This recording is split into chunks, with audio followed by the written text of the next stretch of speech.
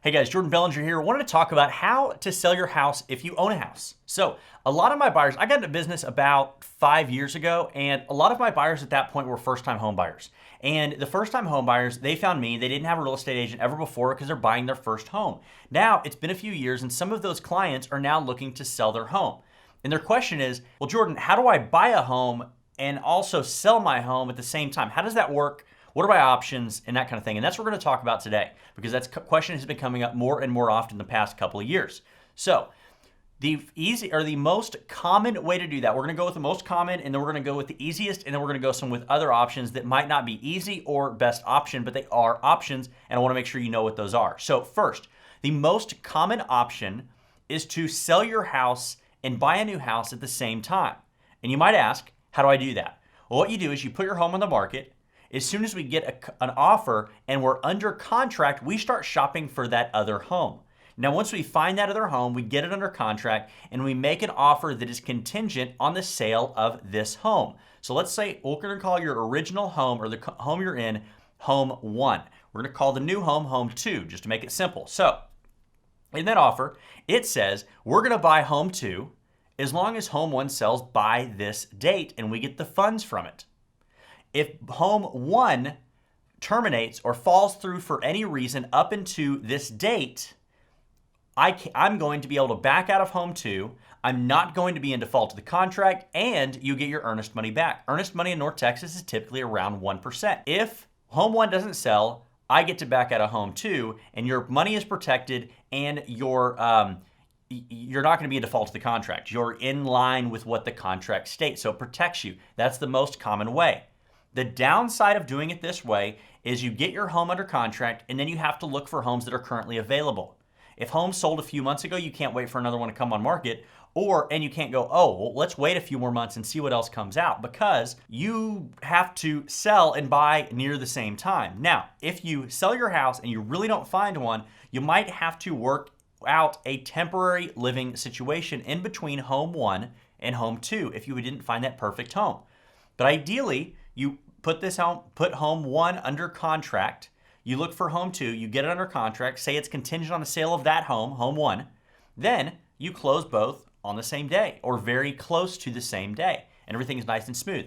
That sounds complicated, and yes, it is. That's why you need a really good agent like myself, but it's really complicated, but it's also really common. So it happens all the time. So that is the most common situation, but it might not be the best situation for you.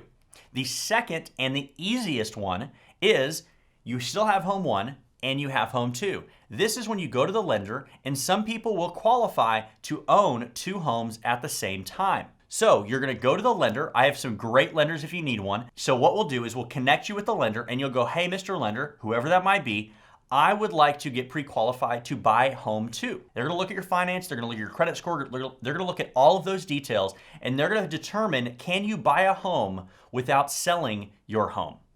And if the answer is yes, we're going to go through all of those numbers together to make sure you're comfortable supporting 2 homes at the same time. If you are, and that's something you want to do, you can go shop, and however quickly or slowly you want to find that number 2 home. I have clients that do this all the time. They're going to go out, they're going to look for the home that they really, really want. When they find the home, they're going to get it under contract and they're going to buy it. Then they're going to remodel it, they're going to update it, or they're going to move in. And once they move in, they're going to move out of this house, they're going to clean up this house, possibly get it ready for market, and they're going to put this home on the market. So it's 2 entirely separate transactions. You go buy a home, you move in. Then you go prep this house, and then you put it on the market and sell it. 2 different deals. So that is probably the easiest way if financially you can handle that. And a big piece of that is seeing if the lender can support you owning another home without selling your current home. Now there's another thing in there that is not my favorite thing to do, but you can also do it. It's called a bridge loan. A bridge loan basically bridges the money that you need to buy this home with the equity you have in that home. But it's a loan in between these 2 other loans. So it can get complicated, and I find a lot of my clients really don't like those, but it is an option. Now, those are the 2 most common and the 2 best options that you have. But here's some other options. What it is you're going to sell your house, you're going to close on that house, and you're going to move into something temporary. You might move into a family's house, you might move into a long-term rental or a short-term rental or long-term stay hotel, something like that in the interim, And then while you're living in that interim location, you're going to go buy that number 2 house, the house that you really want. So it gives you a little bit more flexibility. The challenge is you're going to move twice. You're going to move in between house 1 and temporary living. Then you're going to move again between temporary living and house 2.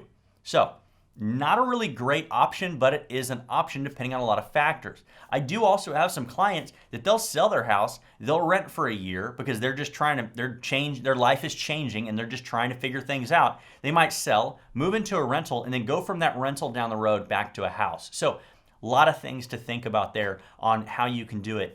If you have any questions on this or any ideas, it depends on everyone's situation. And so the easiest way for me to kind of help focus you in on what maybe might be the best choice for you is to just have a conversation on what your goals are, what you're trying to do, and kind of narrow it down. So again, 3 ways to sell and buy around the same time. Way number 1, the most common, is a quick summary. The most common is going to be put your home on the market, get under contract, go find a house, put a contingent offer, close on the same day. Second, and the easiest, if you have the financial means to do it, is to go buy the house you want. Close on that house, get it ready, move in, all of that, then go sell your other house. 2 transactions. The third, and really not something that I recommend, is to basically, you'll go in, you'll sell your house, you'll close on it, you'll move into temporary living, and then you'll buy while you're temporary living into a house, and so you're moving twice. So those are the 3 most common ways. There's a bunch of other ways to do this as well. It really depends on what your goals are and like what you're trying to do with your house and what you're trying to do to purchase. So that is kind of a quick summary. My name is Jordan Bellinger. I'm with the Bacon Bellinger Real Estate Group at Coldwell Banker Apex in North Texas. Our office is in Plano. And if we can help you in the North Texas market, let us know. If you are not in the North Texas market, we have a network of agents all over the world that are the best at what they do. And if you're in some area and you're like, I have no idea how to find one of the best agents around to take care of my sell, purchase, or investment, give us a call, let us know, and we'll connect you with some awesome agents that you can interview. So that is kind of the gist of this. If you have questions, let me know. If you have comments, you want other videos, other answers answered in these videos, comment below. Like, subscribe, share this, and I'll see you guys later. Bye.